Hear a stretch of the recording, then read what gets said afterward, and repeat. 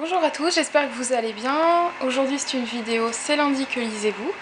Mais avant de commencer, j'avais envie de vous remercier en fait parce que vous êtes plus de 300 à vous être abonnés à ma chaîne et à suivre mes vidéos assidûment, et ça me fait extrêmement plaisir. Ça me donne l'envie de continuer, donc un grand merci à vous de me suivre. Je ferme la parenthèse et je passe tout de suite à mes lectures de la semaine dernière. Donc la semaine dernière, j'ai lu Nos étoiles contraires de John Green, le livre dont on parle partout.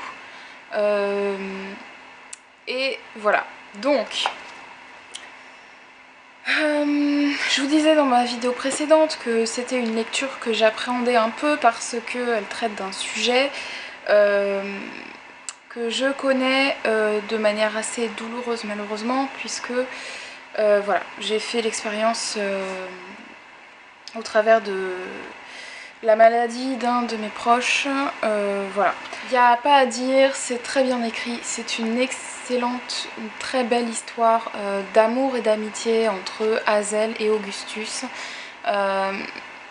L'auteur maîtrise extrêmement bien les dialogues, par exemple, qui sont une sorte de partie de ping-pong entre les deux protagonistes. Donc vraiment, très objectivement, je n'ai rien à reprocher à ce livre. C'est très bien fait, c'est voilà, très bien amené. La seule chose, c'est que je n'ai pas eu l'étincelle, la magie n'a vraiment pas opéré chez moi.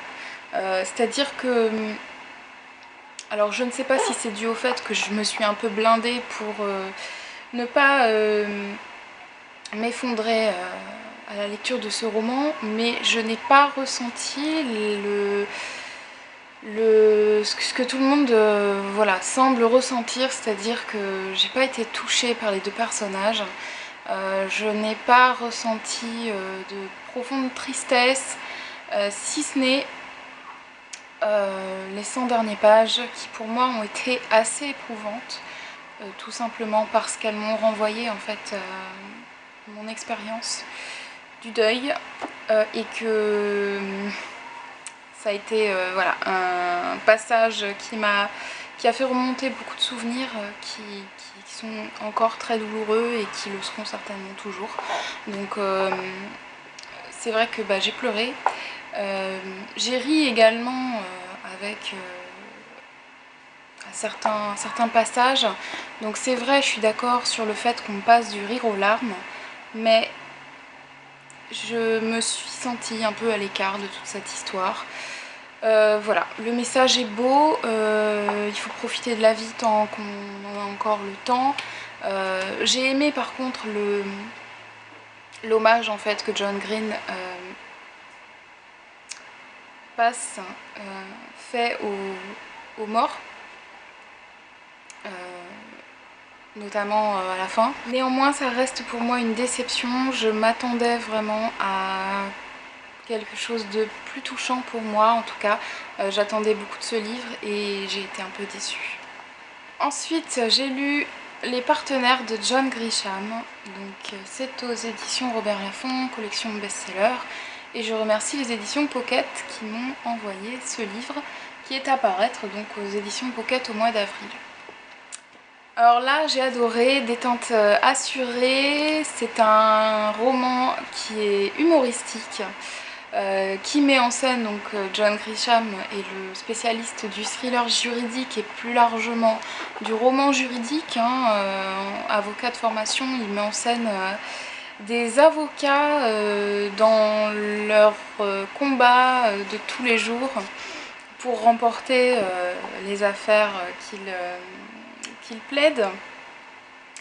Et là en fait on suit donc David, qui est un jeune avocat de la trentaine, qui travaille dans un très grand cabinet à Chicago et qui ne fait que travailler en fait. Et un beau jour, il arrive au boulot et il est incapable de travailler, donc il prend ses jambes à son cou.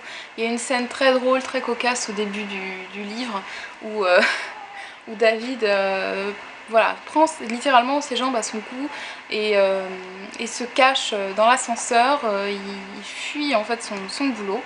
Il va se bourrer la gueule dans un bar et le lendemain va se rendre compte qu'il a été embauché dans un sombre cabinet d'avocats un peu véreux. David se retrouve embauché dans ce cabinet qui est constitué de 2 avocats véreux qui sont très procéduriers et qui passent en fait leur journée à courir après les ambulances pour essayer de débaucher les gens qui sont victimes d'accidents de la route pour les défendre. Enfin, ils sont voilà, à la course aux honoraires de manière la plus loufoque qui soit, la moins déontologique qui soit également.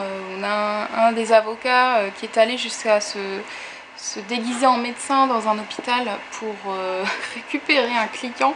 Enfin voilà, vous voyez un peu le genre. Et donc ce cabinet est sur le point d'attaquer l'un des plus grands groupes pharmaceutiques du pays pour la mise sur le marché d'un médicament contre le cholestérol qui, d'après les avocats, provoque des crises cardiaques. Je vais y arriver. Très drôle, on suit donc une situation qui est de plus en plus cocasse. Il y a des situations qui sont presque ubuesques. J'ai beaucoup ri. Ça a été un vrai moment de détente et j'ai vraiment adoré. C'est mon premier John Grisham, donc je reste sur une très bonne impression.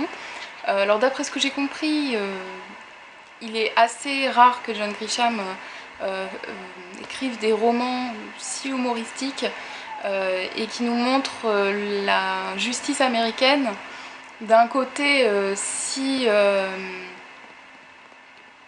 négatif, parce qu'en fait on se rend compte que les avocats sont des gens très procéduriers, qu'ils ne sont attirés que par une chose, c'est l'argent, et qu'ils sont vraiment prêts à tout pour empocher les honoraires. Et voilà, c'est une excellente découverte. J'ai hâte de lire d'autres romans de John Grisham et je suis très contente d'avoir commencé par celui-ci. Enfin, ce que j'ai lu cette semaine, j'ai lu le tome 14 de Walking Dead, Piégé, aux éditions Delcourt. Super, toujours aussi bien, je ne me lasse absolument pas de cette série. Je suis de plus en plus bluffée par le travail des scénaristes qui nous montrent vraiment avec des détails et avec une puissance assez impressionnante les mœurs humaines, le fait que voilà, la sécurité est toujours précaire et que la menace, le danger ne vient pas toujours d'où l'on croit, d'où ça pourrait sembler évident, et qu'il faut toujours faire attention à ses arrières. Voilà, c'est inutile de vous le dire à chaque fois, c'est un coup de cœur cette saga, j'adore. Alors en ce moment je n'ai pas encore commencé de nouvelles lectures, mais ce sera probablement Le Diable d'abord de Franck Herriot aux éditions du Cherche Midi. C'est un thriller que j'avais vu sur la chaîne de Mademoiselle Braise et que j'ai gagné en fait au cours de l'opération Masse Critique de Babelio.